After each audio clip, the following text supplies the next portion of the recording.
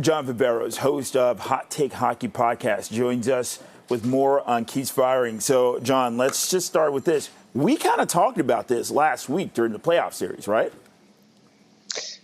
We talked about it, Bakari, and even with the comeback in the series, I told you after Game 5, after Game 6, and even right before Game 7, regardless of outcome of how you lose the series, and major change needs to take place. And I think when you look at his overall tenure with the Toronto Maple Leafs, and at this point, he was the 5th longest tenured coach in the National Hockey League.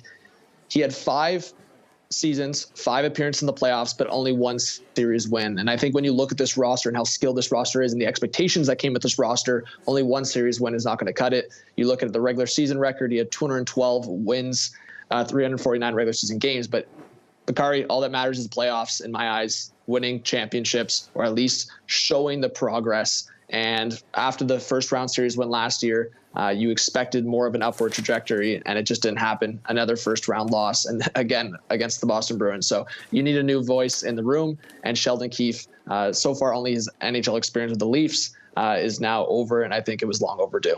And, you know, after losing to the Bruins this last series, Sheldon Keefe, this is one of the things that he said during that post-game interview, find solutions. Let's kind of talk about that. So where do the Leafs go right now for their new solution?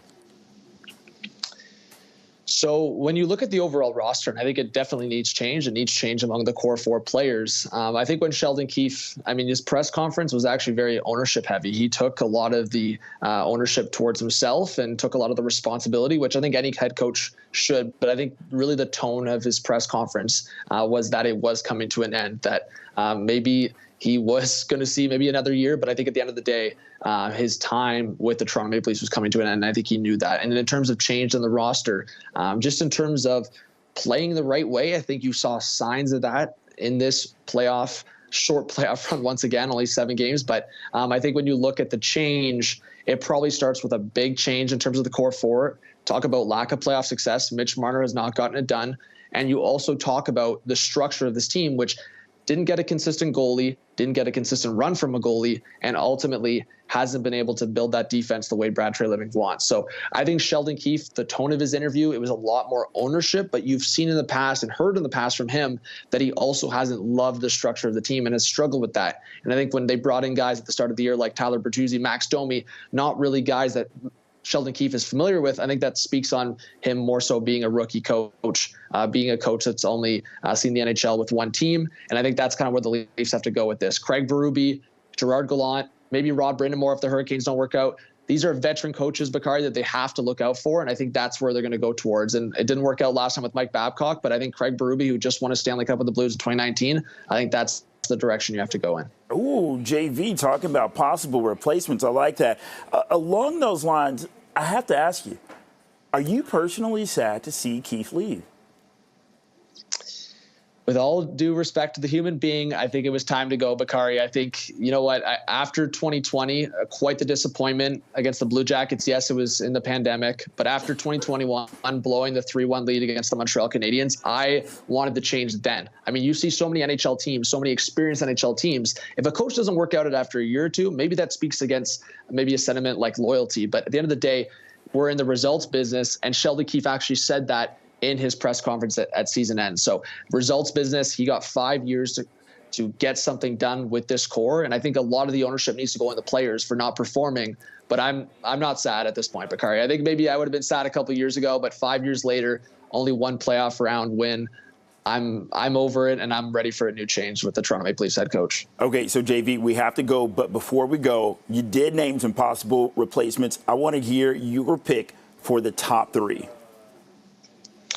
So, yeah, as I mentioned, Craig Berube would be at the top of the list, but there's been a lot of rumors to suggest that the New Jersey Devils are a favorite to get Craig Berube as their new head coach. But as we know here in Toronto, the Leafs do have the money to spend, so maybe they can convince Craig Berube to come over. I think my second favorite, and again, it's probably a long shot, but if the Hurricanes do lose this second-round series against the Rangers, there's been some conversations about Rod Brind'Amour and the Hurricanes not seeing eye to eye on a contract extension. Maybe the Toronto Maple Leafs can wiggle their way in there. And then number 3 would probably be Bruce Boudreau, just in terms of the experience, in terms of his love for the Toronto Maple Leafs. He's seen so many different NHL teams, from the Washington Capitals, Minnesota Wild, more recently the Vancouver Canucks. So he knows the Canadian market. He might be a little bit on the older side, but I think in terms of his experience, maybe you just bring him in to see if an older, more veteran coach can speak to these guys, because I do think that veteran leadership needs to take place. But my number 1 option would definitely be Craig Berube. I think that's all in for that guy if you can get him. All right, my man, John Viveiros, host of Hot Take Hockey Podcast, with more on Keefe's firing. Thanks a lot. I think with the new CEO, Keith Pelly, coming in, I think they really wanted one voice to come in and really just express the change that's coming. And I think the 3 of them coming together is more so a message that things might stay the same. So I do think maybe around the perimeter of that, there is some more changes. But I think with the press conference of the 3 of them together, it kind of points towards Brendan Shanahan continuing at least until the end of his contract here in the next couple of years. So maybe some change, but I think Sheldon Keefe at least is going to be the big news throughout this offseason in terms of management and coaching. John, thanks a lot. Really glad that you were able to join us on short notice with this breaking news this morning that the Leafs head coach, Sheldon Keefe, is out. John Viveiros is the host of Hot Take Hockey. John, always great to talk with you. Thanks. I also wanted to add this post from Leafs Nation just in terms of Leaf coaching options. Who do they go to after Keefe? So Dean Evason is interesting. I think you have to go for the big voice, in my opinion. So Gerard Gallant, I haven't been sold on that. I think it's an option. I think it's something to look at, but I'm knocking Woodcroft off the board here. I don't think Guy Boucher, in terms of the options out there, should be Bruce Boudreau, just in terms, I mean, the guy has a passion for the Leafs. He might be on the older side. Like, we're talking about a guy that's pushing 70, so I think he's an option as I outlined, but again, I think it's more just he's an option availability. Could he be more of a power play coach? There's been rumors to suggest that he doesn't want to be an assistant coach at this point, but maybe with the Leafs he would consider.